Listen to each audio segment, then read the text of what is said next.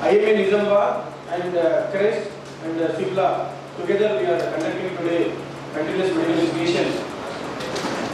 Both GINA guidelines and board guidelines for asthma and COPD. So what are the advances? What are the new guidelines for this? This is a continuous program, continuous medical education program. And first time in our Nizamabad, 2 CME credit points for TSMC Medical Council of India also awarded 2 credit points for us. And Dr. Rajendra Prasad, Pulmonology, so nice initiation for conducting this program, and we appreciate behalf of IMA Nizamabad Dr. Rajendra Prasad, and he is also our treasurer IMA of Nizamabad. So first we will start the program for 2 or 3 sessions. Initially 2 videos are there, overview videos are there, and followed by session. So just before lunch, we will have initiation. So that the inauguration program will be there in between. First we will start the session. So thank you one and all for welcome to all by IMA Nizamabad, CREST and Sibla. So thank you. Now I invite our Varsha for anchoring this program. Thank you. Very much. A warm welcome to one and all. We are Dr. Maitri and Varsha. Good morning everyone, this is Dr. Varsha, Department of General Medicine. To moderate this session, we would like to invite your chairpersons, Dr. Puttu Srishalam Garu, MD, Ganga Saraswati Children's Hospital, Nizamabad, National Advanced Neonatal Resuscitation Instructor, National Basic Life Support Instructor, Telangana State Nodal Officer, Chairman, Indian Red Cross Society, Nizamabad Division, Medical College, Nilofer Hospital, Post-PG Special Neonatal Training, Fernandez and Rainbow Children's Hospital, is the first person to provide neonatal ventilation facility from Hyderabad way back. His main area of interest is to deliver world-class newborn preterm child healthcare at grassroots level. Sir received Vaidya Ratna Award from ex-Chief Minister Roshaya Garu and ex-Governor. Dr. Syed Umar Ahmad Garu, MBBS, MD Pulmonary Medicine, Gold Medalist, PG DGM, Consultant Pulmonologist. Sir is currently practicing in Sunrise Super Specialty Hospital, Nizamabad.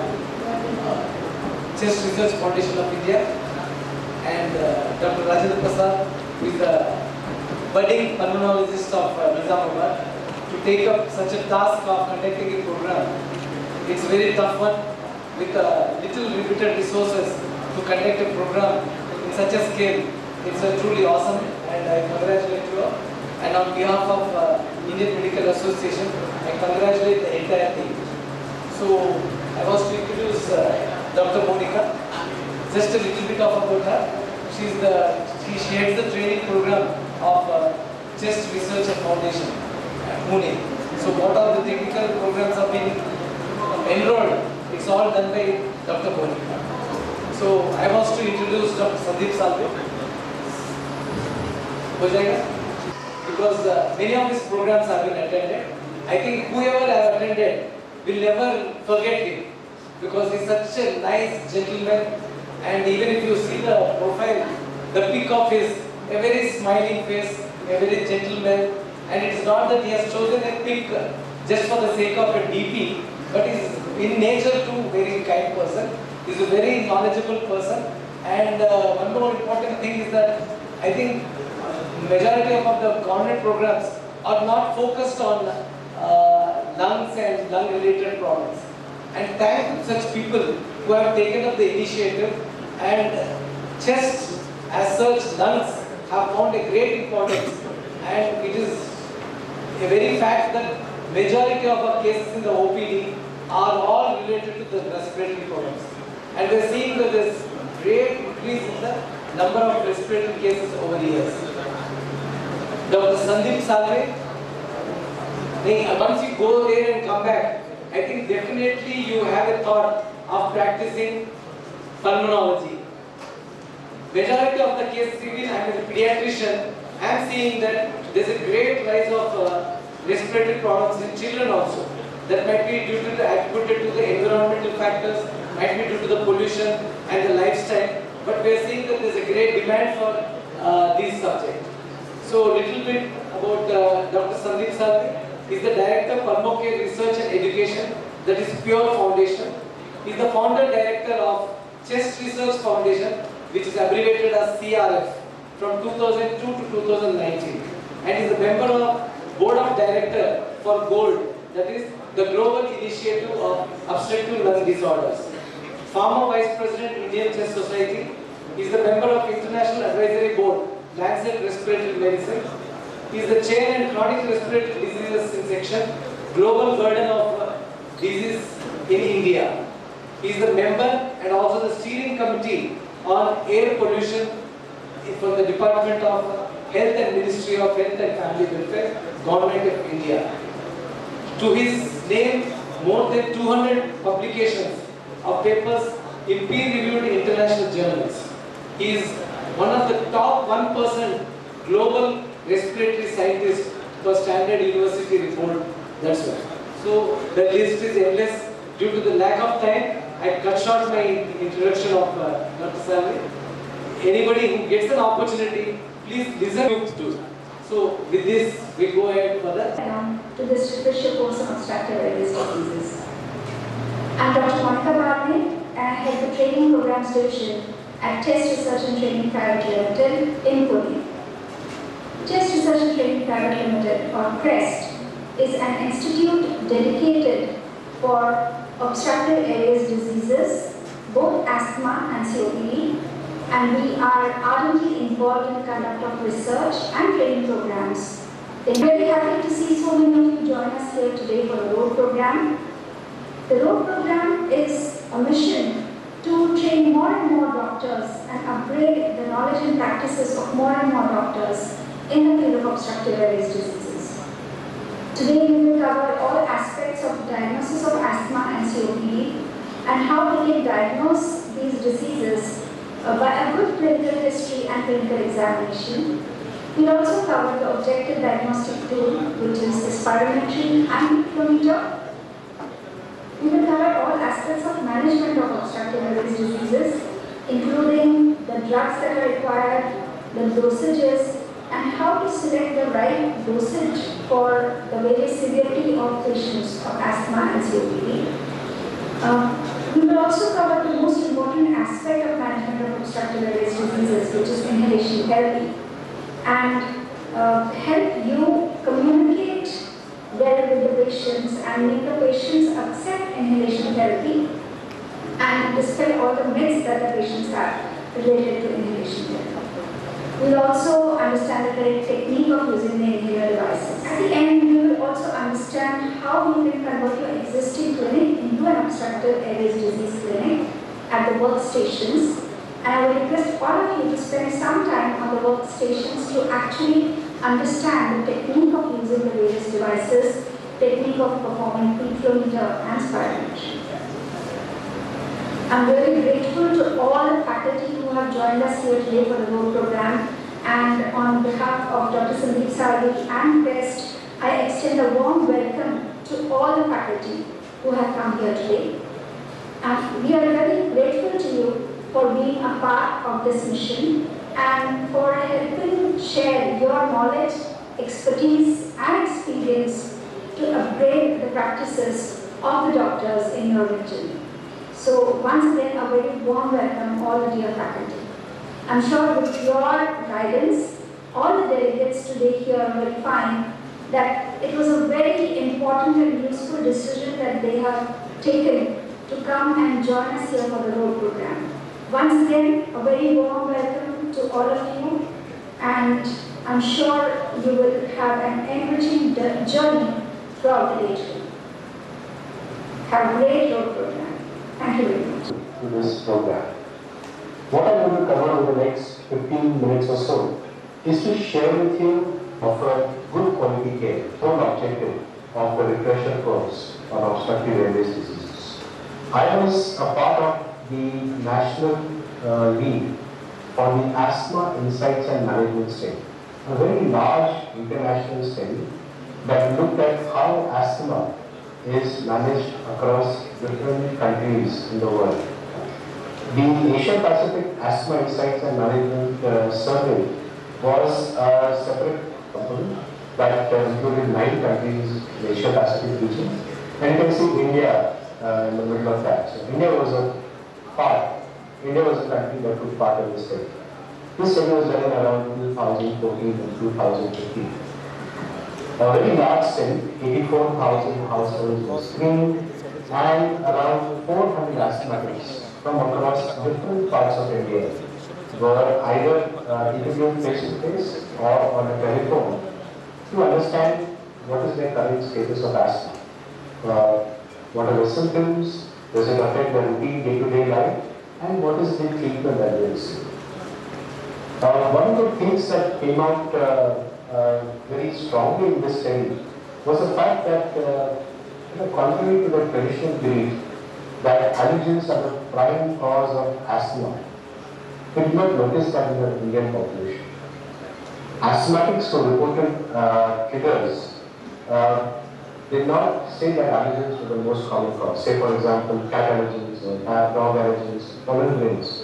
They contributed to only around 5% of their asthma triggers. Majority of the asthma triggers were caused by exposure to air pollution, dust, fumed odors, ice creams, and so on, changes in the weather. So clearly, in India, allergic asthma is less common as what it is in the Western world. So we need to be aware of that because we are traditionally led to believe that all asthmatics are because of an allergic disease component and therefore avoiding allergens is a very important component of asthma treatment. It is important, but not as more important in India. Air pollution and dust are the only most important related factors. That knowledge is necessary. In addition to that, indoor air pollutants such as mosquito coils and burning of incense and other smokes that we produce in the house are also important triggers for asthma. More important than what pollen grains and cat and dog allergens are. What we found in the Asia Pacific Asthma Insights and Management Study was something very important. Here you can see 4 different columns that represent patients reporting daytime symptoms. These 4 columns represent United States, Europe and Canada, Latin America, and the Asia Pacific region. So we lie in the Asia Pacific region, and in the Asia Pacific region, IN stands for India. What you can see over here, compared to the many other countries that took part in this study, India ranks in the top 3 when it comes to daytime reporting symptoms for asthma. When you look at nighttime symptoms, you can see that India is right at the top. Now, why is nighttime symptoms important? Because if an asthmatic patient has more nighttime symptoms, it means that the asthma is poorly controlled. A lot more poorly controlled as compared to what the daytime symptoms represent. So nighttime symptoms is a very good. You can see that India is right at the bottom on the right hand side. Okay. Not that the other countries are doing well. Even the other countries are having a problem in ensuring good asthma control. So it's only less than 30% is the asthma control in most other countries. But we are at right at the rock bottom. So this study clearly highlighted that asthma is not very well managed in our country. And then when you look at the impact that asthma has on self-esteem. So here are different color codes or blood bars over here. The light green bar represents India. So when you look at my asthma makes me feel like I don't have control of my life. Almost 80% of asthmatics in India said that. When it came to I feel inadequate in relation to my peers due to asthma, 65% of the asthmatics in India said. And then when it came to my asthma affects how I feel about myself, you can see India right at the top. So clearly, I think India as a whole is not doing a good job when it comes to asthma management. I was the chairperson for the Global Burden of Disease report, perhaps one of the most authentic sources of health-related information that we have for our country. And I was head of the chronic respiratory and so on in India. And as you can see here, India tops the world currently when it comes to the total number of asthma cases. United States, which is the line in blue, was the country that had the most number of asthmatics in the world. But in the last two years or so, 2-3 years, India has overtaken the United States with an estimated number of 34.3 million cases of asthmatics. So India has the largest number of asthmatics in the world. When you look at asthma deaths, oh, India is right at the top, way above the top, compared to any other country. Indonesia, which is number 2, falls to such a low level as compared to India. So clearly, India is the world leader when it comes to asthma deaths. And I want to tell you that the proportion of asthmatics who died from asthma in India compared to the rest of the world in the subsequent slide. But clearly you can see the number of deaths due to asthma increasing, and I believe that it will continue to increase for some time. What is the correct treatment for asthma? And this is a landmark study that was published in the New England Journal of Medicine way back in 2000. And it talks about a very important fact that inhaled corticosteroids are the cornerstone of asthma management. In the graph over here, you see the x-axis, the number of canisters of inhaled corticosteroids. So if you take on the inhaled corticosteroids that include budesonide, corticosteroid, dexamethasone, cyclosporine, whatever inhaled corticosteroid, one canister generally lasts for 1 month if you take the medication on a regular basis. So if you take on a regular basis for a year, every asthmatic should actually theoretically consume. And what you see very beautifully over here is those asthmatics who take asthma. I believe this is something that all practicing physicians must be aware about. Because if you want to reduce asthma deaths in your patients who come to visit you, the most important treatment is inhaled corticosteroids. Because I was part of the global burden of disease study, I had access to all the data of asthmatics, asthma deaths, asthma disability registered managers from all the states across India through the GPD report. And I know a very simple calculation that there are an estimated 34.3 million asthmatics in India. If every asthmatic in India took inhaled corticosteroids on a regular basis, then the sales of inhaled corticosteroid containing canisters should be simple, 34.3 into 12, which is equal to 412 million units of inhaled corticosteroid containing canisters should be made in our country. Now, is there any place where I can find out what is the real sales of inhaled corticosteroids in every state in India? Yes, there is an organization called IQVIA. It's an international body that keeps a track record of every single medication that is sold in India and state-wise. So I approached the IQVIA and I said, can you please send me the sales of inhaled corticosteroids in different states in India? And when I got the data from them, I got a big shock. The total sales of inhaled corticosteroid containing canisters in the country is only around 40 million. The expected sales were 412 million. 1/10 of what the number of inhaled corticosteroids should be sold. So clearly, I think there is a big underutilization or underuse of inhaled corticosteroid containing medications in our country. When I look at the state-wise utilization of inhaled corticosteroids, so here you can see the different states in different bars. The grey color bar represents the expected number of sales of inhaled corticosteroids, and the red colored bars represent the actual sales of the inhaled corticosteroids. And you can see that there is a huge discrepancy between what should be the number of inhaled particles to get sold versus what is actually being sold. Clear evidence to suggest that inhaled corticosteroids are underutilized in our country. This manuscript has just been accepted for publication in Lung India. It is ahead of print, so if you visit the Lung India website, you will be able to see the entire full article. Then we also looked at the association between the number of sales of inhaled corticosteroids per state versus the number of asthma deaths and asthma suffering. We found a very interesting observation. Every dot over here represents a state.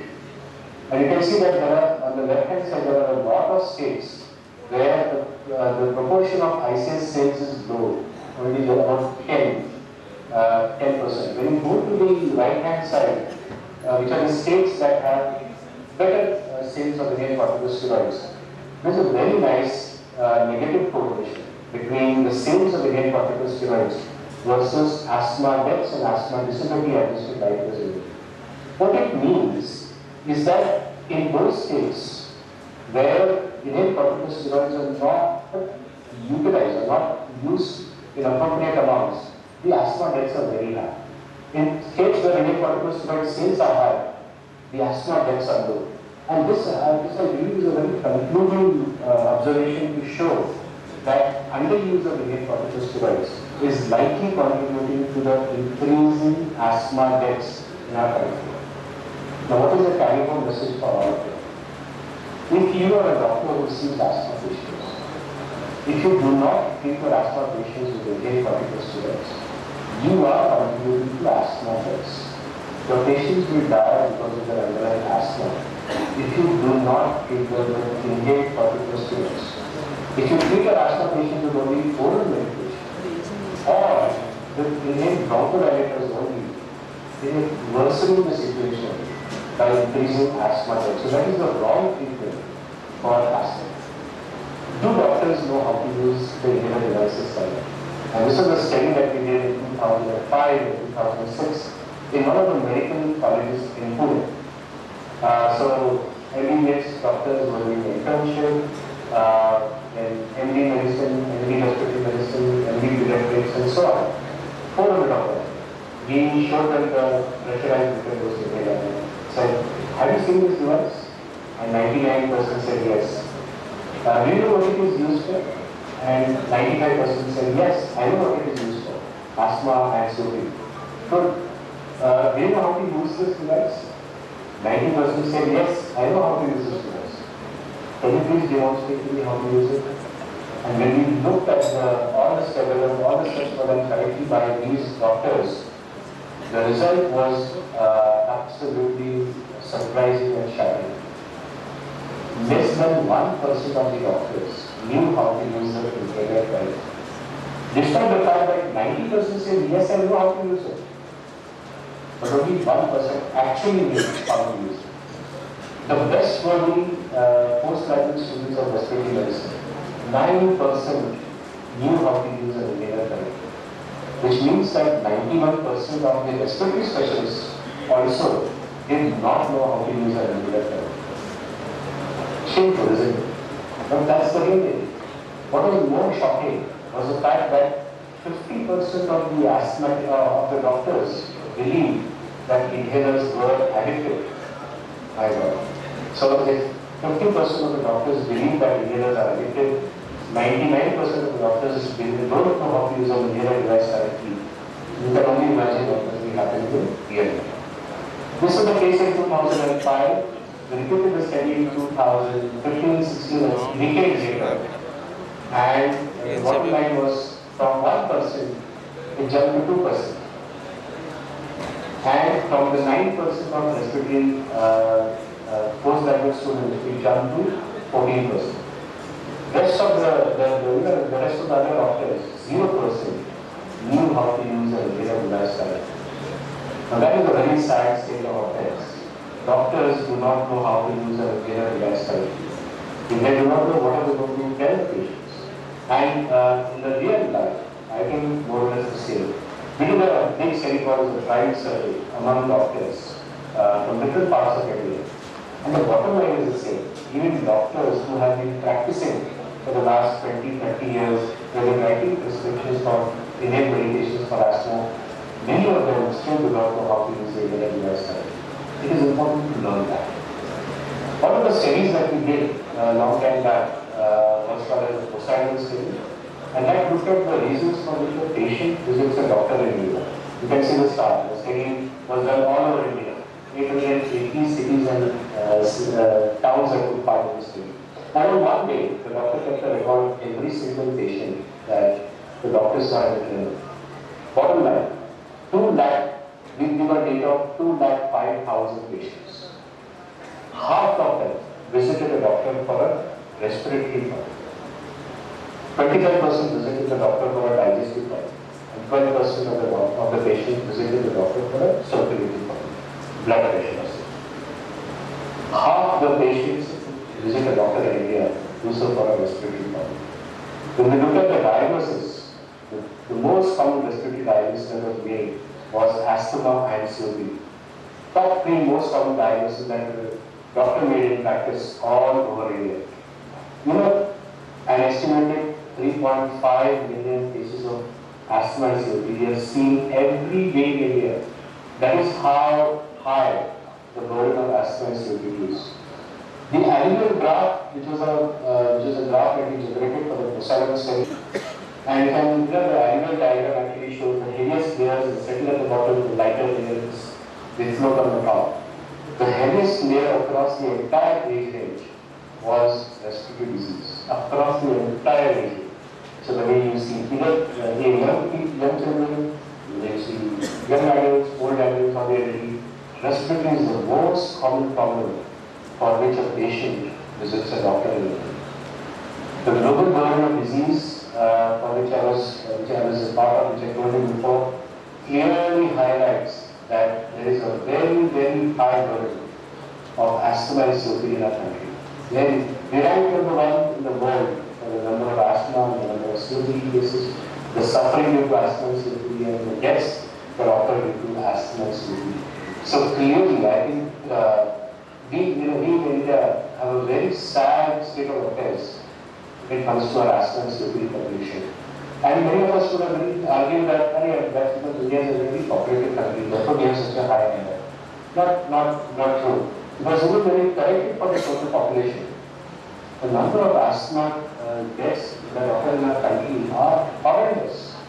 You know, the average asthma deaths that occur in the remaining part of the world is only about 10 to 20 deaths per 10,000 asthmatics. In India, it's 570 per 10,000 asthmatic deaths. So clearly, I think the bottom line is we have a very, very high burden of asthma and COPD in our country. They remain undiagnosed or wrongly diagnosed, and the treatment is unfortunately very, very sad. So the whole objective of this presentation was to sensitize you about the problem that we have. And those of you all who have been treating your asthmatic patients with only proper additives, not inhaled corticosteroids, it's a very important message for you that you need to change your practice, because if you don't, you'll be causing more harm to your patients. And that's what we're going to learn during the entire day today. We're going to understand how to diagnose asthma correctly, we're going to understand how to treat asthma correctly, how to diagnose COPD correctly, and how to treat COPD correctly. So please pay attention to every talk that will follow after this, instead and the confidence to treat your asthma patients in the best possible manner. So hope you have a wonderful feast with the knowledge that you will get from the road program, and wish you all the best in your practice. If you have any questions, or if you have any queries or any comments that you would like to make, please speak to one of the faculty members who will be talking after this, or send us an email and we can answer all the queries to your satisfaction. So thank you very much, and wish you all the best for your program. That we all should switch on giving more importance to the respiratory cases, and we are very astonished that अपने पेट पे लात मरवा रहा है. Dr. Rajendra Prasad, that he wants to make every physician to handle respiratory cases. Such a noble thought they have. Please give them a big applause, because today, all the participants, whoever are here, you are going to be the lucky, proud ones to be among the 1% of the people who know how to use the inhalers, who can demonstrate in their clinic. So, we are all the proud gained through this provider course today. So, I thank you all. I think he very rightly said that 34.3 million. So, almost 50% of our OPD will be respiratory cases. So, all the budding physicians, pediatricians, please give interest, learn. It is not that their mortality of asthma cases, what are we not using? Inhaled corticosteroid, excellent, that's what you wanted to stress upon. So, the number of sale of the canisters, whatever is thing, I am not here to advocate the indiscriminate use, but we are using it less, definitely. We doctors, we should change, there should be a behavioral change among us that steroids are harmful. It's true that steroids are harmful, but judicious use will be helpful. So, first of all, we should change our mind. 50% of the doctors in the research, they found that we feel that it's very addictive. So, I think these little changes, when we bring in our practice, it can do a great wonders. So, thank you for giving this opportunity. I think you understood that you gauged the scale of the respiratory problems in India. I think you all contribute for the better India, and I think Dr. Rajendra Prasad and his team should be given big applause. And Chest Research Foundation, I am very thankful because I have been trained in one of the few things by demystifying allergic disorders, where I am one of the faculty in that, and I am fortunate enough to have many lectures heard from Dr. Salvi. Chairpersons, Dr. Srishiram sir and Dr. Syed Umar sir, and present commenters, we would like to call upon the stage Dr. Kavita Reddy Garu, State Chairperson, IMA Women Wing, to hand over the momentum to Dr. Sri Shailam Garu.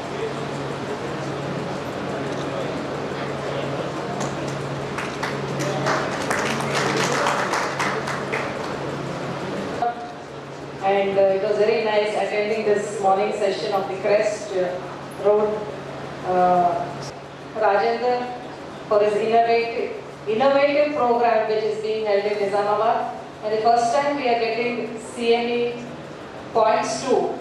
So I hope everybody comes, attends. Please call your friends who have not come here today, attend this program and get the credit points, because we need to have these credit points for to level our graduation.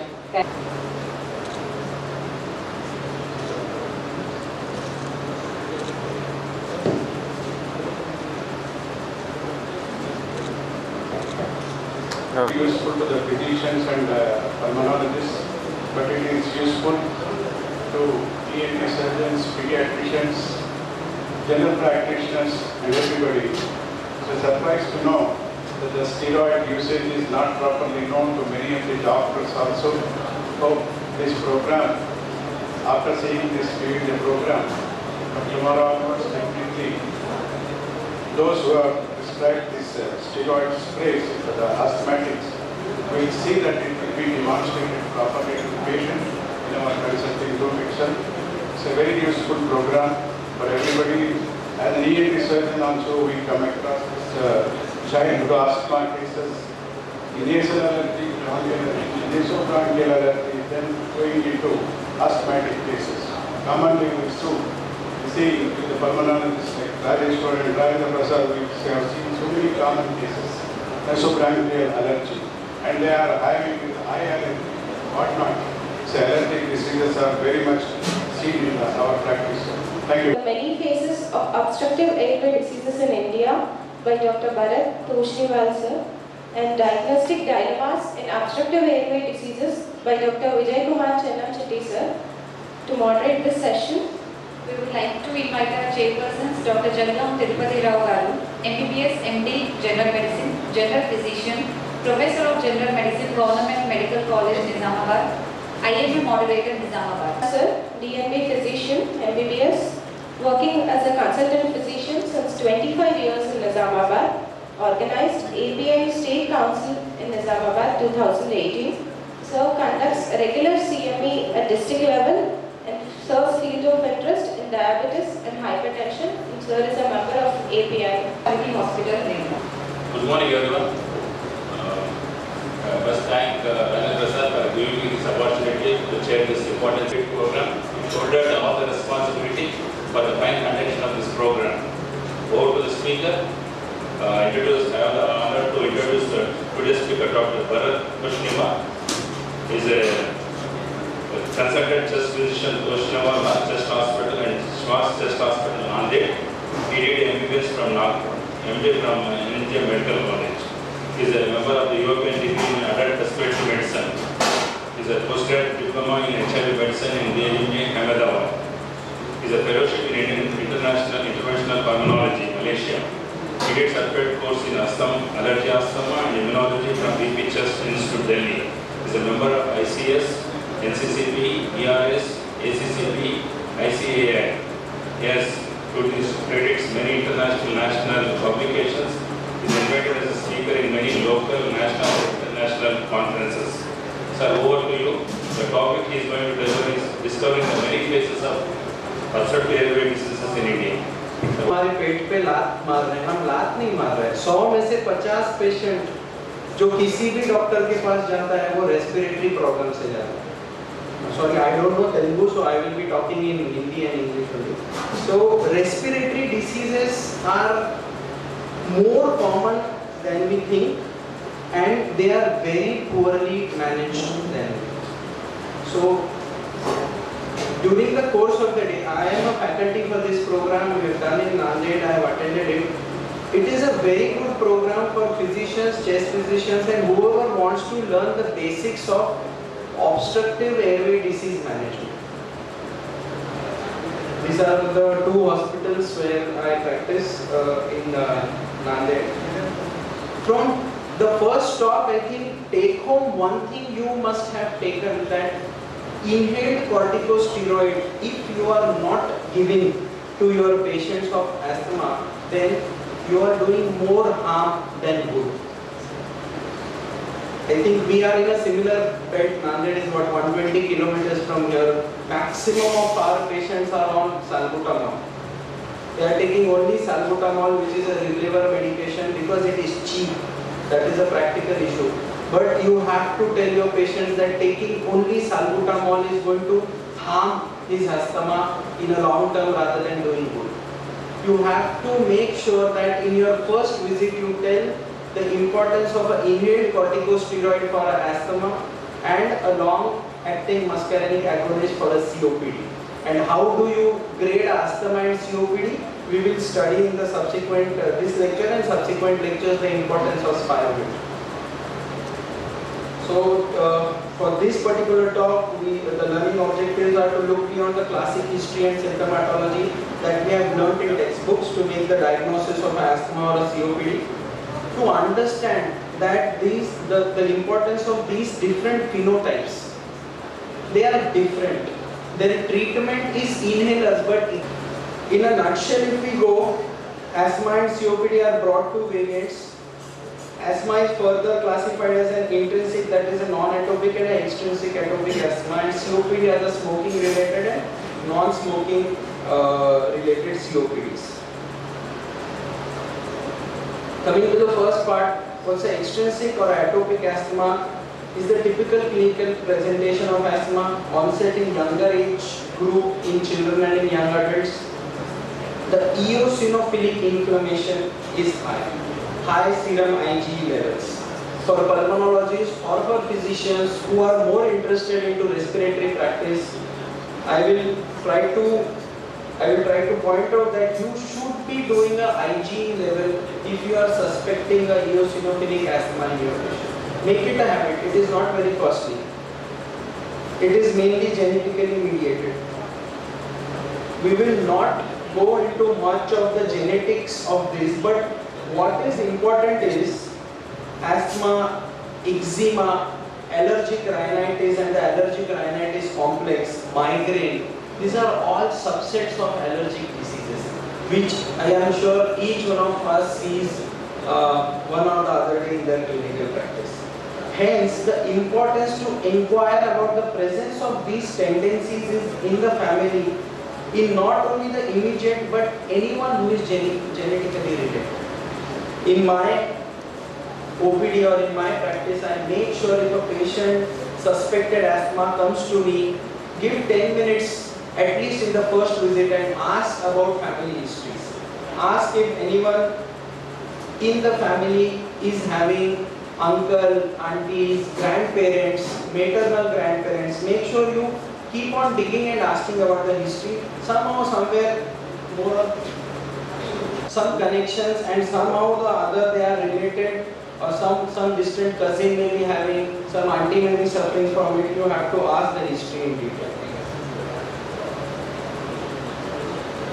Intrinsic onset later in life, environmental factors are more strongly implicated in the causality. Inflammation may be neutrophilic or eosinophilic or paucigranulocytic, more difficult to treat. Hence, after eliminating all the modifiable risk factors like inhaler technique, environmental triggers, adherence and comorbids, we may have to refer the patient for phenotyping. I think this is just a little tad above, but the basics should be clear that there is one extrinsic and an intrinsic asthma. So what are the risk factors for non-atopic asthma? Please try to get a visual picture of this slide, all of you. For our area, exposure to biomass smoke, very common. Reverse smoking is very common in our belt. Smokers at home, females who are doing BD work or who work in BD factories, indoor fungus. Burning one mosquito coil emits smoke equivalent to smoking 100 cigarettes. Aromatic woods, herbs, flowers, essential oils, perfumes, some other chemicals like benzene, isoprene. And we can never forget our very good friend, I think my ENT colleagues or ENT seniors here will agree, the house dust mite. Exposure to air pollution, occupational exposures. For a person like me who is doing a specialty respiratory practice, I see a lot of pediatric asthma as well. Believe me, obesity is the most common reason for a pediatric asthma. हमारे घर में तो किसी को भी नहीं है doctor साहब, but your child's BMI is more than 25, more than 27. He is having typical reason. And it is proved, Dr. Salvi sir has done the research and it is proved that obesity is the most common reason for childhood asthma. There are some phenotypes which are typically sent to us after a lot of treatment. One is the cough variant asthma, cough which is in early morning, dry cough, triggered by exposure to smoke, dust, exercise, laughing. This does not respond to any cough suppressant. They respond well to bronchodilators, and PFT or spirometry in such cases may be normal. Others are the aspirin exacerbated respiratory diseases, can be very fatal. I have one patient who got admitted 2 times in emergency because of taking this molecule. Exercise-induced asthma, cooling and drying of air during vigorous exercise induced release of inflammatory mediators, especially from the mast cells. Patient gets symptoms only during exercise. It is not expected that you diagnose each phenotype, but at least you should know what is a asthma and what is a COPD. At least that should be known to you by the end of the day. There are some definitions: uncontrolled asthma, poor symptom control, more exacerbations leading to more than one hospitalization, difficult to treat. I have experience in what 3-4 years I have been into my practice is generally in our area patients, they come to you only when they are difficult to treat asthma. They will not come very initially unless and until they are very educated. Proactively look into the modifiable risk factors, poor adherence. You know how people can take inhalers even in the US. So in India it is very common, patients swallowing rota caps, not taking it properly. So please make sure, or you train one staff. If you are very busy, train one staff and ask the patient to demonstrate their inhaler technique. All inhalers are good, but the technique should be proper. Presence of comorbids and environmental triggers. Coming to COPD, the smoking and the non-smoking COPD. We know that smoking causes COPD. No form of smoke, the BDs, wood, coal, cow dung, this biomass fuel exposure, ambient air pollution, indoor air pollution are rising day by day. This is a very important slide. Always Dr. Sahavi sir make sure that we realize the importance that the deaths and the deaths in India due to tobacco smoking, ambient air pollution, household air pollution and occupational pollutants are very high. They are very high, approximately 25 to 30%, like 1 in 4 is dying due to all these reasons. Non-smoking COPD, you have to ask for the host factors, like if they have long-standing asthma called the TOPD, that is tuberculosis or post-TB obstructive airway diseases. My center is one of the centers where we are doing and we are collecting data regarding these patients. Recurrent respiratory infections, some are genetics and developmental issues which are not very much seen in a tertiary center like ours. So, if you want to learn from today, try and understand that there is a basic difference of this.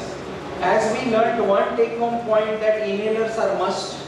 Inhaled corticosteroid is must for asthma. So also remember, how will you differentiate asthma and COPD? Only by doing a pulmonary function test or a spirometry. If you are physicians, if you are pediatricians, please try and you diagnose asthma, you COPD, you diagnose it, but try and get a PMT for a medico-legal safety, one, and number two, for giving proper treatment to your patient. Like if you are not giving an inhaled corticosteroid to your asthma patient, you are medico-legally wrong. Similarly, if you are not giving a long-acting muscarinic agonist like a tiotropium or a glycopyrronium to your COPD patient, you are medico-legally wrong. This is proven only by the reversibility on the pulmonary function test. We will learn about it in detail in the subsequent lectures. So, asthma is a eosinophilic predominant disease, more of diurnal and seasonal variation is there. History of allergy, rhinitis, eczema might be there, which is not present in COPD. Now, which is called that, not the ACOS, it is the asthma COPD overlap, ACO. So, certain features of asthma, certain features of COPD, and maybe a combination feature. ऐसा क्यों है? Why is like this? Because the burden of, if you are suspecting an obstructive airway disease, please get a spirometry done. Airway disease, is there reversibility, whether it is mild, moderate to severe, इतना आपने बिल्कुल करना ही चाहिए after attending today's lecture. So this is one of my PFTs which clearly shows that there is a good reversibility post bronchodilator. So this is a classic case of asthma. What is reversibility we will learn in the next lecture. This is obstructive. So now his airways have gone into fixed obstruction. There is no more reversibility present. So this is a case of a asthma COPD overlap.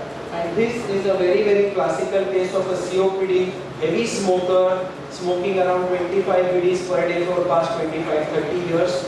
You will not get any reversible component on your pulmonary function test. So this is a classical COPD.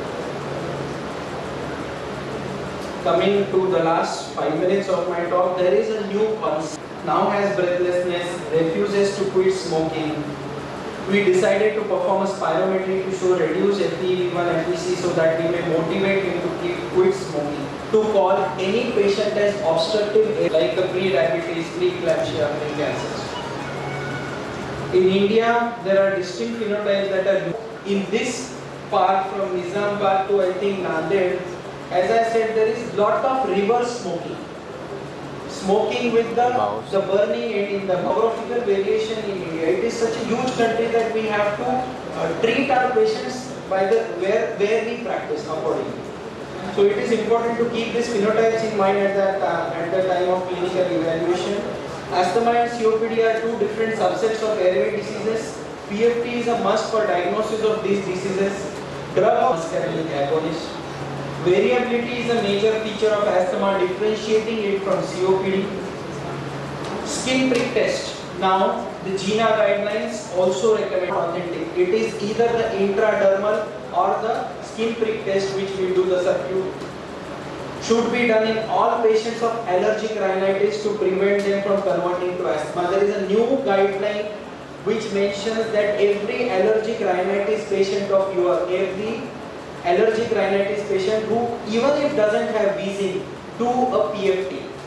There is a concept of one airway, one disease.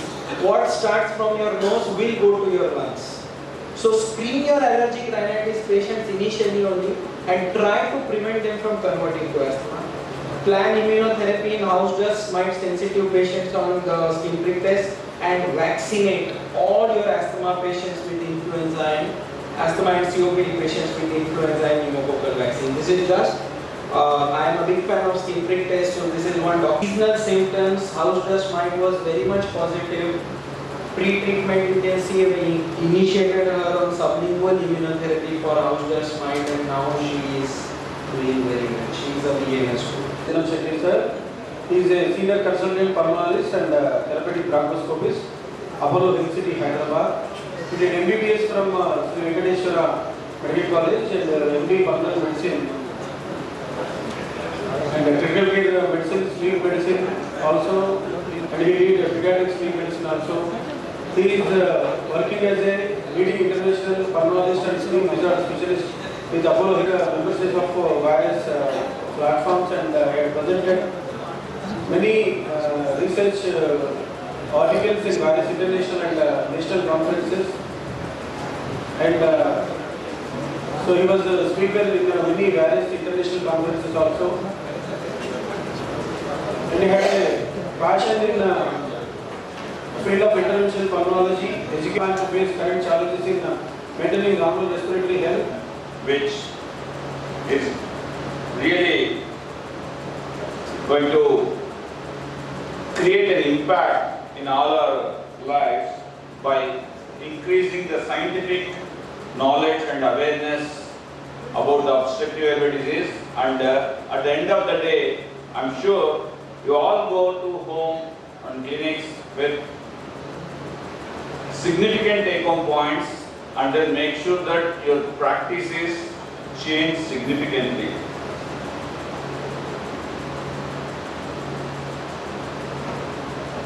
So there are some technical issues. Okay, somehow my laptop is not getting connected, so I'm presenting from my mobile. So what are the learning objectives in the next 15 minutes is to know what key questions to ask clinically to differentiate between asthma and COPD clinically, and to confidently label the cases as either asthma or COPD, or is there any component of asthma COPD overlap. And that was a wonderful presentation, Dr. Bharat. Okay, he made it very clear, stating that spirometry is essential to diagnose either asthma or COPD. So, but in the absence of this useful and objective diagnostic tool, what we can do in clinical practice? Because all the lung patients, whether it is ILD, whether it is asthma, whether it is COPD or something else, malignancy, they are going to present with the common symptoms, that is cough, breathlessness, wheezing and chest tightness. So thus, it demands a detailed history. That means at least we must spend 5 to 6 minutes of our valuable time with the patients so that we extract the proper history so that we can label the diagnose properly. It is very, very important because, as Dr. Bharat was mentioning very clearly, we must start with LAMA. So clinical examination tools, lung function testing, either at least Looking at the age of onset of illness, generally asthmatics, they have a tendency to have the symptoms from childhood onwards. But we do see adult onset asthma, which is of course rare in clinical practice and poorly responds to the treatment. And if at all, if we come across the symptoms onset, if it is from childhood or from less than 40 years of age, we must think of asthma more likely. And a simple question now, have you experienced any sneezing, wheezing and rhinitis symptoms ever before, and history of dermatitis, atopy and skin rash, these kind of history? A strong family history is in more favor of asthma. We must also look for eliciting history into the first degree relatives. Dry cough after exercises or laughing. Patients generally come to us, sir, I am absolutely normal other than having a cough after laugh or after talking to someone over phone. So this is also an indication that patient may be suffering from asthma. And symptoms getting more on exposed to dust, perfumes, sprays, paints, and generally these patients, if a patient is waking up at early in the morning, somewhere between 3 a.m. to 4 a.m. with cough, then we must suspect two differential diagnoses. One thing is either asthma or second is GERD. So cough associated with breathlessness during a cloudy wheeze, even without treatment, they get spontaneously better, and then patient feels absolutely normal even without any medication sometimes, and presence of wheeze is an indication that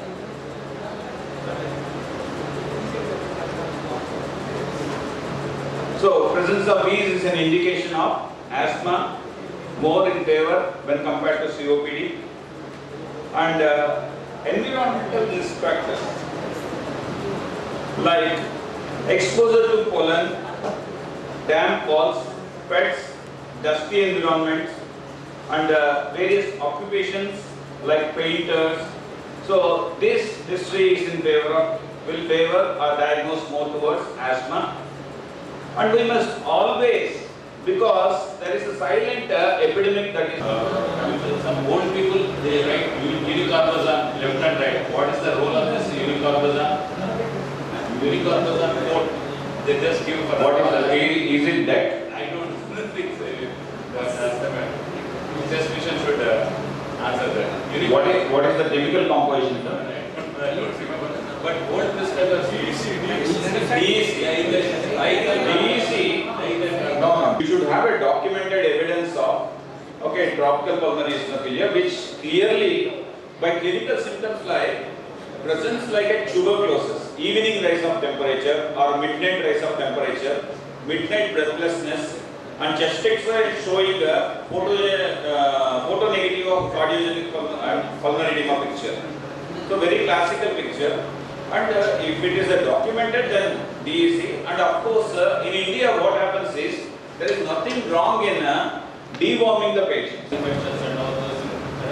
There is a component called fungal severe asthma with fungal sensitization. But we can keep under asthma. Yeah, obviously. So, practical questions if you have, we can discuss. Wonderful CME program by eminent pulmonologists, organized by Dr. Rajendra Prasad in association with IMA, Nizamabad and Crest. Really, it's enlightening to all of us, not only physicians, but all other general practitioners also. Though I am a surgeon, I regarding COPD and asthma, there is clear-cut demarcation they have demonstrated so far. It will be useful to all of us. And once again, I congratulate Dr. Rajendra Prasad Crest.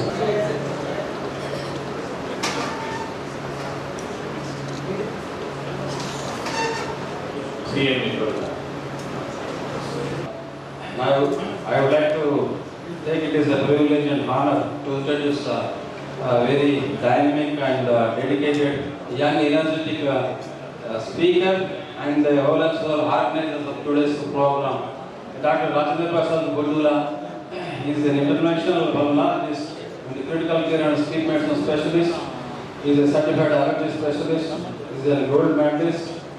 He is presently working in Sri Vishnu Super Specialty Hospital in the heart of Kaligwad in Nizamabad. He did his MBBS from the KMC Varan and he did his DDCD from the SPMC Tirupati and he did his DNB in pulmonary and critical care medicine from the prestigious institute that is NIMS from Hyderabad and he did his advanced course on diagnosis of allergy and immunotherapy in the Bangalore, that is ACDAE. He is a member of ICS and NCCP and he presented several research papers and also case reports at both the state and the national level conferences.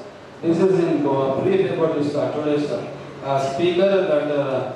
Rajendra Prasad Bodula. Now he is going to talk on the role of spirometry and how to interpret.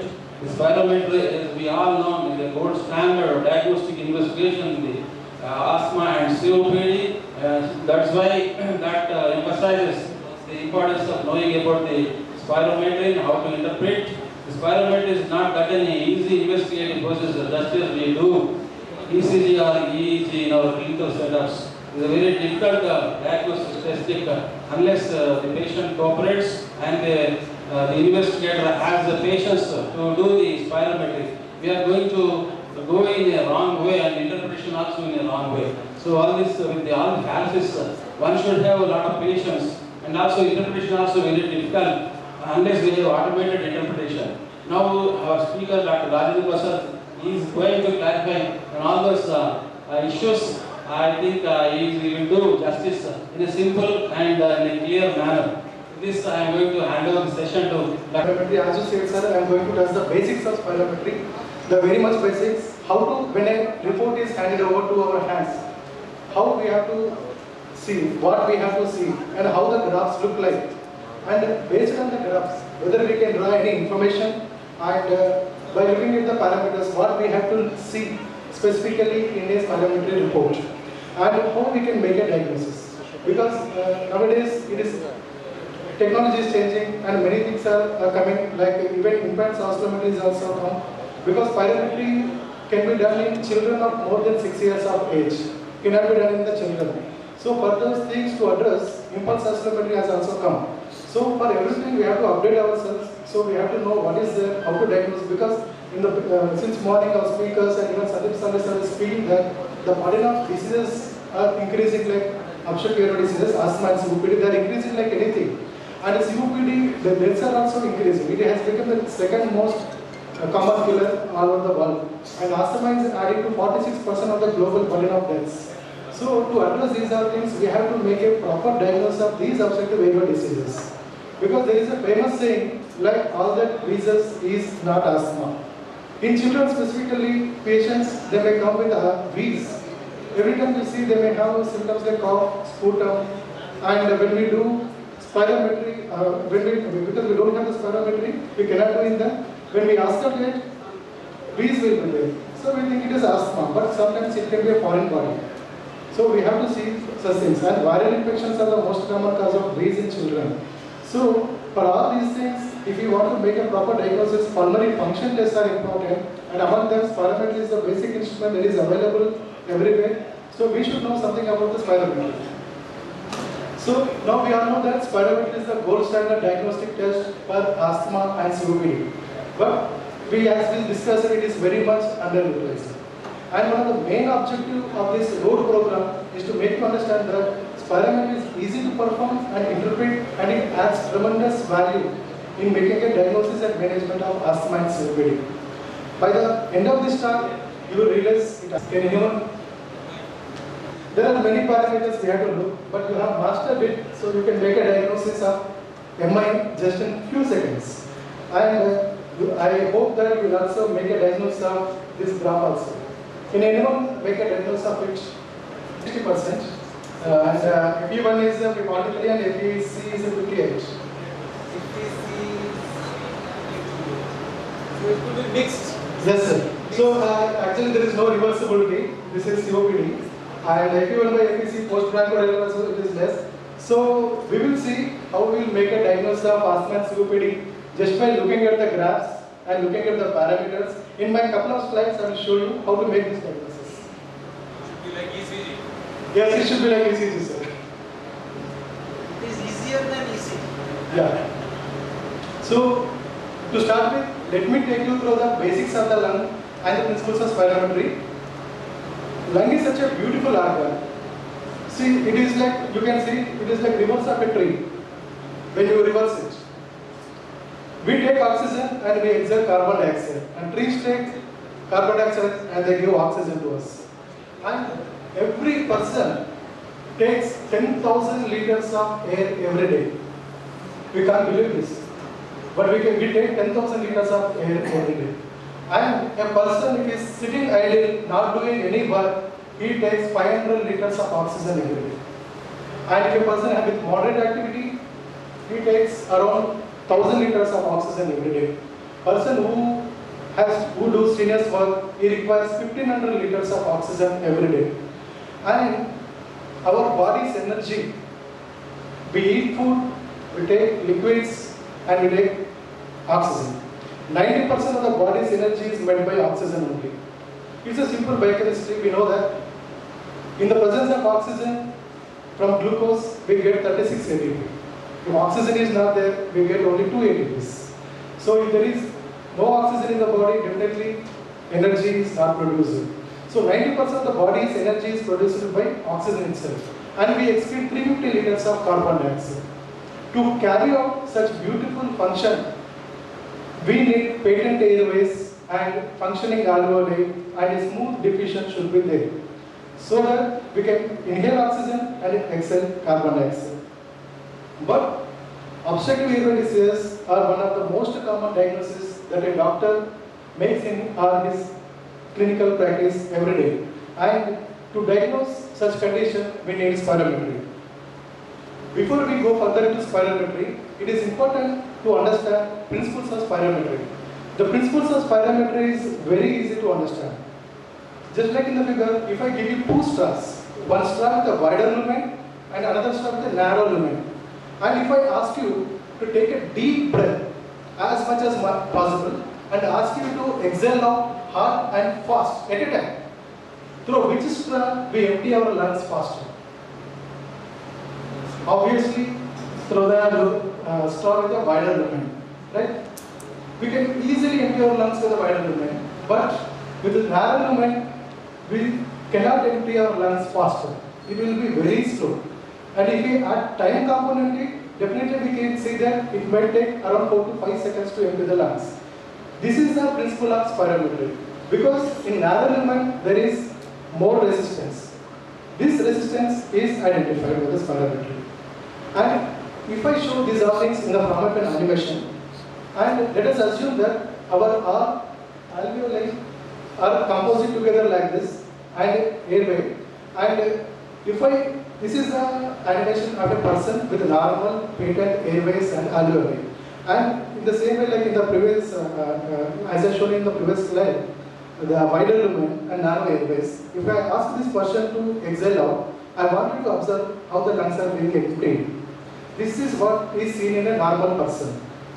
And if we have a person who had obstructed airways and inflamed airways, and if we ask him to empty his lungs faster, just like before, this is how he empties his lungs. He takes time to empty his lungs. This is the principle that is used in the spirometry, and based on this only, the diagnosis of obstructive airway disease is made. Let's see that this person with normal airways, patent airways and the functioning alveoli is there. And this animation we will represent in the form of a graph now to see how the graphs look like. And on the y-axis and x-axis, if you see, on the y-axis we have forced vital capacity in the form of volume in liters. And when the person empties his lung after taking deep inhalation, this is the maximum volume of the air that he empties out. This is around 4 liters. But this is actually telling us that 4 liters of air has been emptied by the person after taking maximum inhalation. But now we want to see it in the form of time and seconds on x-axis. How much times it takes to empty his lungs. This is the volume of air is emptied in the first second. This is known as FEV1. This is maximum volume of the air has been exhaled out in 1 second after taking deep inhalation. You can see that, you can appreciate almost more than 70% of the air has been exhaled out in the first second. When the person who has normal breathing airways and alveoli, he empties in the first 2 seconds itself.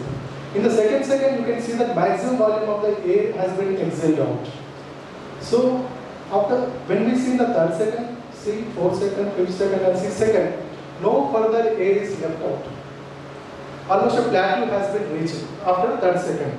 So a person who has normal airways, he empties out his lungs in within 1 to 2 seconds itself. This is known as volume time graph. This is the graph which we have seen in first page. So this is volume time graph in a normal person. And when we see that the ratio of FEV1 by FEC, it is more than 70%. Because FEV1 is more than 70% as shown in the graph. Now let's see the same thing, the animation of a person with inflamed airways, and let's add a time and volume component to it. This is the maximum volume of the air has been exhaled out from this person. But when we add time component to it, you can see that only 2 of the 4 liters is emptied out in the first second. Means he cannot empty his lungs like in a normal person. You can see the second, third, fourth, 5th and 6th second. He has taken 6 seconds to empty his lungs. And when we see the ratio of FE1 by FEC, obviously it will be less than 70%. And Dr. Bhatt has told us, for all obstructive airway diseases, FE1 by FEC will be less than 70%. Because FE1 is reduced. We cannot empty our lungs in the first second. So this is how a normal volume time graph looks like in the spirometry report. You can see volume in y-axis, time in x-axis, and FE1 and FEC. These are the parameters that we see in a volume time graph. Now we will look at the second graph, that is flow volume loop. These two graphs are very much important, volume time graph and flow volume loop. And flow volume loop has 2 components, because whenever we do spirometry, we ask the patient to take deep inhalation as much as possible, and we ask him to exhale out hard and fast. Hard and fast, he has to empty his lungs. And this is how an expiratory loop produces when he exhales out. And after that, we ask him to immediately take deep inhalation, which gives an inspiratory loop. So this is how a flow volume loop looks like, expiratory loop and inspiratory loop. And on the x-axis, we have volume. It is known as forced vital capacity. This is the maximum volume of the air that is exhaled out. And when he exhales out hard and fast, the peak that is produced here is known as peak expiratory flow rate. This is the maximum flow that is generated after taking deep inhalation and exhaling out. And when we divide it into 50% of the vital capacity, this is how a line is produced. When you divide it into 25 to 75%, this is the mid flow. This is forced expiratory flow, which is given by small airways. For all obstructive airway diseases, small airways are very much important, because if there is any disturbance in the small airways and the person is exhaling out, these are the airways that are collapses. So sometimes we cannot empty our lungs because of the obstruction. So now we have know that there are 2 graphs, volume time graph and flow volume loop, and there is FEV1, FEC, and FEV1 by FEC ratio, peak expiratory flow rate, and FEF 25 to 75%. These are the parameters that are generated. And just like BP 125/80, pulse rate 72, we have some values which are normal values. Do we have any normal values for lung volumes? Actually not. We cannot have normal lung volumes to everyone. They changes. That's why we give predicted values. A large epidemiological data has been done all over the world in India. Dr. Chabra sir and Dr. Sandeep Sir are instrumental in getting these predicted values because they have done lakhs of studies, studies on lakhs of people, and they have generated the predicted values. These predicted values, they change according to age, gender, height and race. Based on these things, the predicted value changes. Because for every person until 20 to 22 years of age, the lung volumes increases. And after that, every year, around 20 to 30 ml per year, the lung volume decreases. So we cannot have same lung volumes for every age. Based on the gender, height and race, the values changes. For example, if you take, we know that Triple R, Ramcharan and Junior India, both are of same height almost, but they are of different ages. So they cannot have same lung volumes. And if you see Ramcharan and Rana, both are classmates, but there is a difference of height. So obviously they cannot have same lung volumes. So lung volume changes according to age, gender and height and race. Let's see in the form of a report how the predicted values look like. And this is how a spirometry report will be generated. You can see in the column of predicted. Here is a patient who is 22 years female of 61 lbs weight, height, 61 inches height and 103 lbs of weight. And these are the predicted values generated according to her age, height and gender. So FEC is predicted is 3.03 liters. And she could do spirometry and she could generate 2.17 liters of FEC. That means 72% of the predicted value she has. And this is a FEV1 and the predicted values are 2.64. And when she do the spirometry, 2.07 liters of FEV1 has been produced in the 1 second. That means she has the capacity of 78% of the predicted value. This is FE1 and this is FEC. And what we have to see in the FE1 by FEC is not the percent predicted. We see the ratio of FE1 by FEC. This is the thing that we have to see. Now we have to see the interpretation. We know the parameters, we know the graphs. And interpretation of parameters is actually quite easy. And we will learn this how to do. We have seen volume graph and how the graphs look like when a person has obstruction. We will see in this graph. In every graph, there will be these dotted lines which shows on y-axis we have volume and x-axis we have time in seconds. And FE1 predicted value is shown in the figure and FEC is also shown. When the person has mild obstruction, obviously FE1 decreases.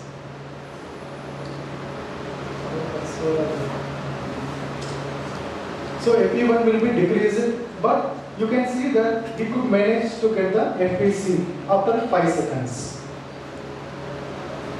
If the patient has moderate obstruction, FE1 is further reduced, the graph has gone up, but somehow he managed to generate the FEC. If the patient has severe obstruction, FE1 is very much reduced, there will be small areas obstruction. When he starts emptying his lungs, the areas closes. So he is not emptying his lungs completely. There is still some air left out in the lungs that will be there, that will cause disturbance to him. Because just like we see in the next episode, if these patients are given only SABA inhalers, and if you don't take the inhaler properly, and if he is not adhering to the treatment, this air that is left out here will be there. It won't be emptied out. So you cannot feel normal, you cannot feel comfortable. And the graph, you can see here the D graph, the red line, it is going up and up and it is not reaching the forced vital capacity. Coming to the another graph, this is the flow volume loop. We have seen it and how the normal volume, flow volume loop looks like. Flow is on the y-axis, volume on x-axis, and the predicted graph is there. And you can see when the patient has mild obstruction shown in the blue line, he could manage the peak. There is a good start, good peak is there, but there is some concavity that indicates there is obstruction is there. Somehow he could manage the forced vital capacity, so he had mild obstruction. If the patient has moderate obstruction, you can see that the peak is reduced and there is more concavity, but he managed with the FAC. And if the patient has severe obstruction, you can see peak is further reduced, more concavity is there, FEC you could reach it. If he has very severe obstruction, you can see it like dog-leg appearance. The FE1 is peak is very much reduced here. FEC is reduced. There is so much of concavity, so much of obstruction is there. So this is how a flow volume look like in a severity of the disease. So to sum it all up, based on the two important graphs, the flow volume and the volume time graph, there are 5 important parameters that are obtained. They are used to diagnose obstructive airway diseases. These are 2 volumes and 2 flows. The forced vital capacity, FE1 by FEC ratio, and peak expected flow rate and FE of 25 to 75%. Until now, I have shown you how to interpret based on the shape of the curves and make a diagnosis.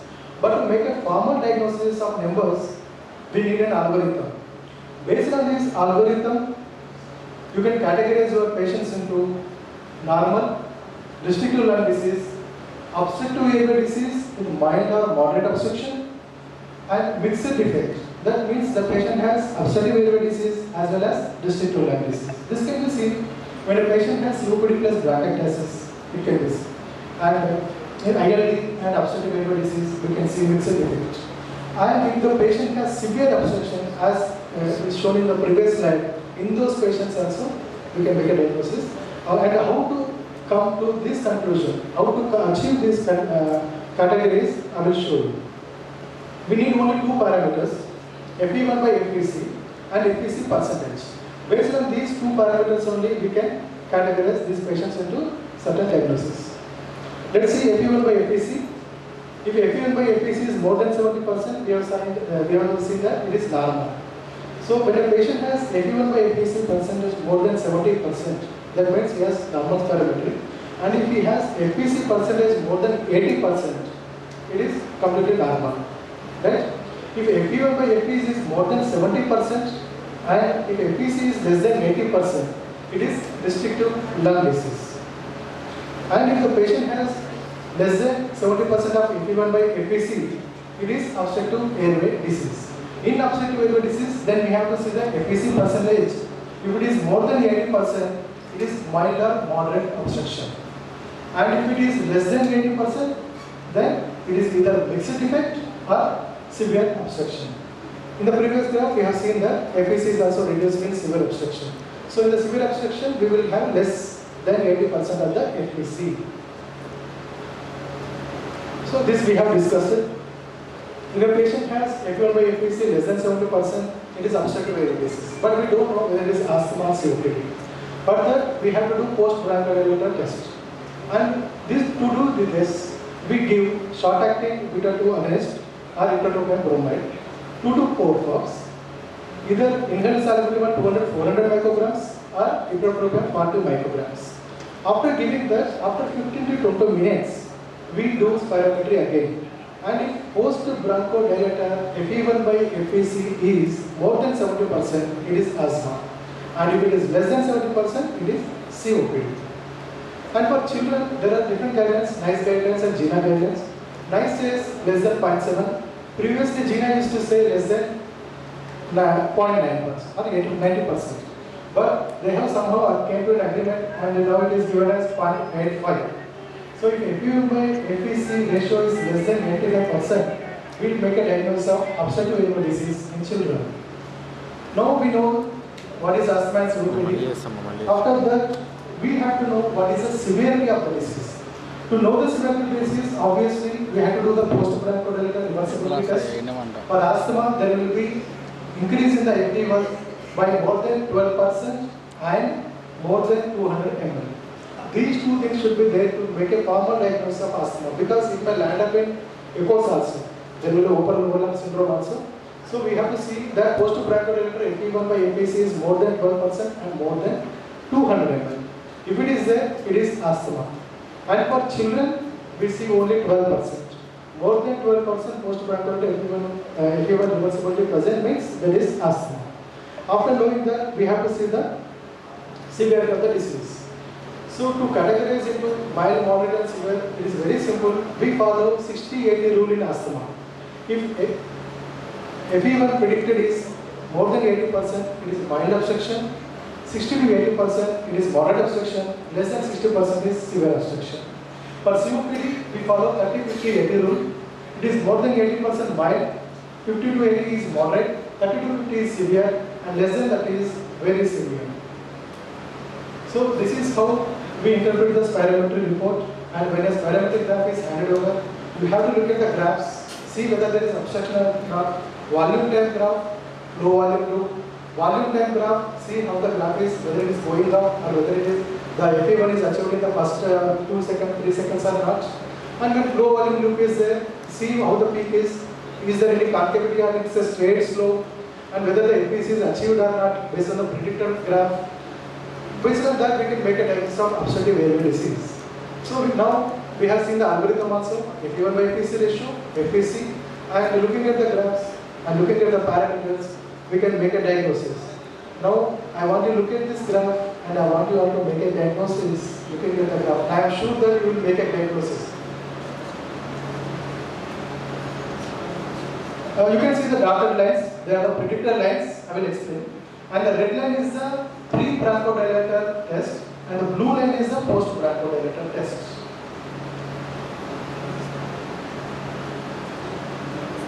You can see the volume line graph here. So this is the line that is achieved, but predicted value is here. It is less than around 60% almost. So FE1 is obviously reduced here, FPC is also reduced here. And when we gave bronchodilator to this patient, there is good improvement. This is asthma. There is good improvement is there. And you can see FPC is achieved post bronchodilator. And when we see the peak flow volume group, the peak is here, FPC is here. After giving the bronchodilator, peak is increased, concavity decreased, and FPC is achieved. So after giving the bronchodilator, there is good improvement. So this is asthma. Can anyone? Obviously, this is COPD. The slope is going up and it is not going up to the FPC. There is very much concavity, and after bronchodilator, there is no reversibility. So this is COPD, severe obstruction is there. One word about the testicular lung disease. This is a miniature of the normal graph. In the first thing we have seen FE1 by FPC is normal, more than 70%, and FPC is reduced. You can see in the volume time graph, FE1 is reduced, FPC is reduced, but it imitates the normal graph. Peak is here, FPC is here, and there is no concavity and the slope is smooth. So this specifically imitates normal predicted graph. So this is how the graph looks like in restrictive lung diseases, like interstitial lung diseases. It is how it is shown. And this is a spirometer, very simple spirometer. There is bronchial by Supla that will be there in the workshop. You can see it. Thank you very much. Thank you, Dr. Rajendra Prasad, for your crystal clear interpretation of the spirometry, which has laid a very good and easy roadmap for the interpretation of the spirometry. First of all, you should know all the parameters which are involved in learning about the spirometry, the FE1 and FPC and other peak flow, flow volume and FPF. If you know all these things, it will be easier for you to learn and interpret it in the future. And thank you, Rajendra Prasad, once again for your nice way to present. Of time in the workstation, you will realize that. But try to understand what is FEV1 is the forced expiratory volume in the first second, most important. What is the FPC, that is the forced vital capacity. If you know these two parameters, probably you can broadly categorize your airway diseases. Now we are going to the most important part, treatment part. When I was an intern like these people, if someone asked me inhalation therapy is the last resort for treatment of asthma, I would have said yes. But this is wrong. Inhalation therapy is the first resort or the treatment of choice you should be giving to your obstructive airway disease patient. It is the first line of treatment. mild भी रहा तो भी it is the first line of treatment. Do not treat your patient with montelukast, oral toxophamine, short course of steroid and not giving inhaler. No, it is wrong. You have to treat your OAD patients with inhalers. All guidelines tell about that. Now, why is the inhalation therapy the recommended one? First of all, this you should always inculcate in your private practice, and I want students to learn it right from here. First thing is the dose. When you are giving any patient inhalation therapy compared to oral medicine, you are decreasing the dose bare minimum by 1/10. So when you are giving an oral tablet, it is like around 2000 microgram, whereas the dose in the inhaler is only 200. So you should tell the patient that taking your inhaler probably for around 1 year and swallowing one tablet is the same dose. Second is the metabolism. If you are taking anything orally, it is going to go through a cycle. First to the stomach, probably the brain, some effect on the heart, some effect on the liver, then the intestine, and finally it will reach the lungs. Whereas if you take inhaler, they will go directly to the lungs, act fast, and almost negligible side effects. This I tell to every of my patients. आपको हाथ को अगर मार लगेगा तो आप cream लगाओगे, conjunctivitis हुआ तो you will use an eye drop. Then similarly for your allergic rhinitis and your asthma, you should be taking intranasal corticosteroids and inhalers for your asthma. ये सबसे important question, right from Jammu Kashmir to Kanyakumari, are inhalers addicts? Tell them. आप specs use करते हो, आपको addiction है? No.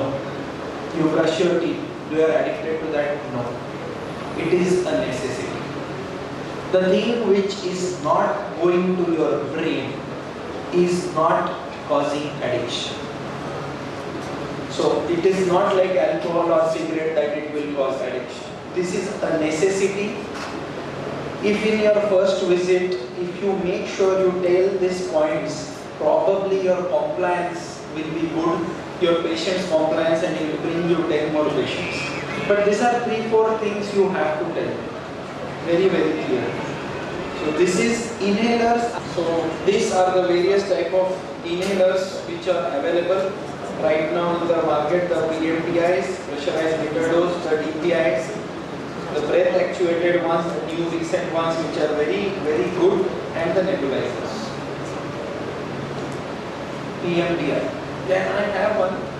So this is it has the drug and the propellant mixture in this. There is a ball inside and the nozzle. Technically, if you don't know, it is okay, but this is called the PMDI. The quantity or the amount of drug in this is very lesser. Okay, it is mixed as a component and then it is used. So overall, the drug per se is very, very low. It is mixed with the surfactant, the propellant, the other compounds, and then the drugs. Anybody, I want PGs, someone to come here. Tell me the steps which you know how to use the inhaler. Taking a deep inspiration. Tell, don't go ahead. Taking a deep inspiration. So you take a deep inspiration. Deep and fast. How do you hold? Okay, good point. So let us start. You are a doctor. You are a pulmonologist. Okay. Now you are giving this inhaler to your patient. So what you will tell to your patient? Yes. What deep inspiration? You hold and this is deep for you.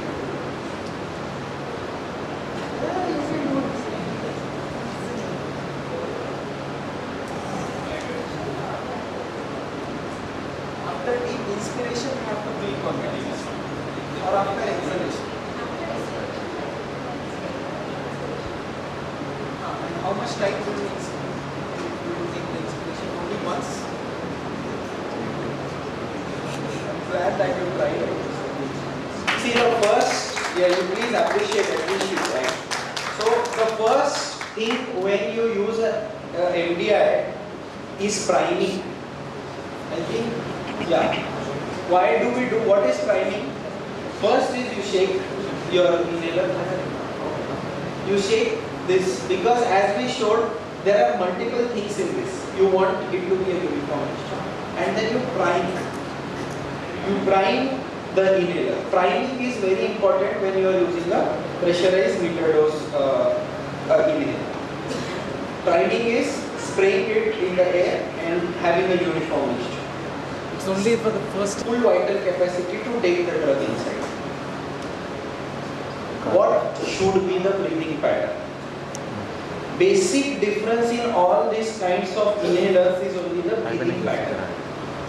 All inhalers are good, provided the technique is proper. Every inhaler is good. So the breathing pattern in this is slowly and deeply. Because it is a pressurized meter dose. So it is a slow and deep technique. Hold your breath for 10 seconds and then exhale slowly through the nose. One more question. Do we give one? Many times we write 2 puffs PD. So फिर second puff कब लेना है? हाँ? 5-6 After 3 to 4?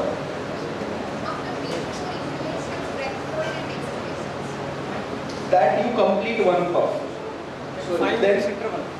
At 5 minutes interval. The bare minimum interval should be 1 minute. At least 1 minute will be the gap between 2 puffs. Okay. So and generally we write 2 puffs, but we forget to explain to our patients or our staff. So 2 puffs BD. I hope now it is clear. Remove the cap, shake the inhaler, breathe out gently and deeply. Hold it between the teeth and seal with the lips.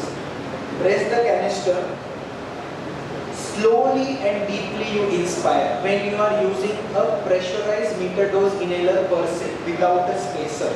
अगर ये direct use कर रहे हैं. Hold the breath for 10 seconds. Exhale slowly through the nose.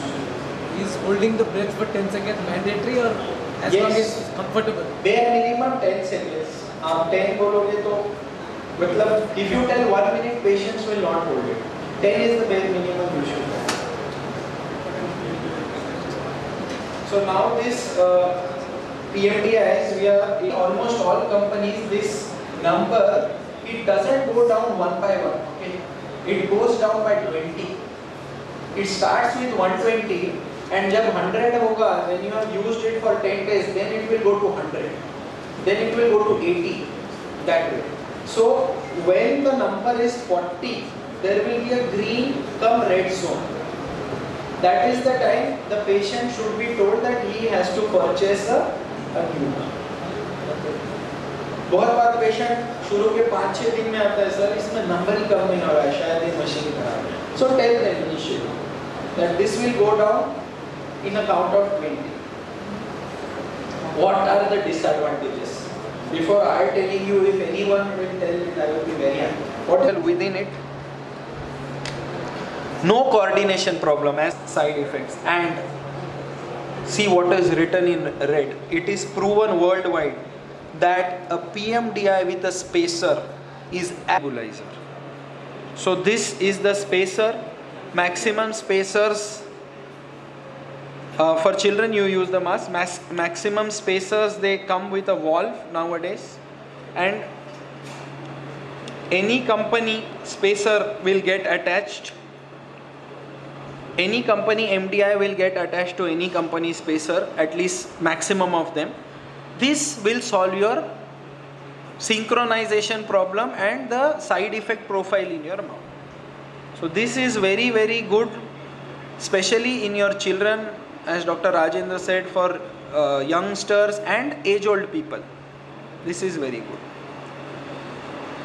So these are many wrong techniques, as I was saying. house MD. Some people take it in the nose. I got one patient recently who was sniffing his rota cap in the nose like ganja or something. He was so used to it. This one holding the it. I think हम लोग house MD बहुत देखते थे, तो उसमें एक बहुत classical वाला एपिसोड है. Taking the MDI without removing the cap.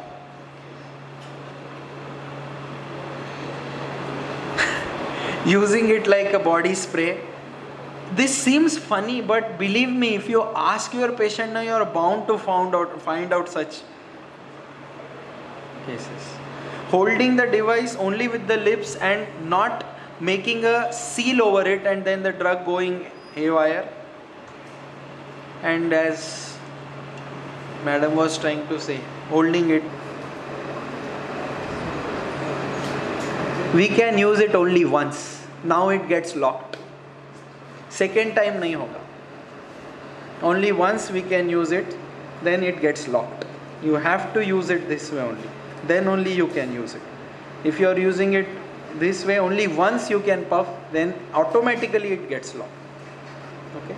So I hope we will give hands-on to everybody, but I hope the basics of the PMDI are okay with all of you. So thank you, madam. Coming to the dry powdered inhalers, I think for towns or smaller places like us, these are more rampantly used because of the cost is low. What I have seen in a referral respiratory practice is any rotahaler with a Aerocot or a salbutamol is maximum what patients will be having. In this there are types. One is the single dose where each time a rota cap is put in, it is crushed and it is used, and others are the multi-dose like the AccuHaler, which are again brought now in the market by Cipla.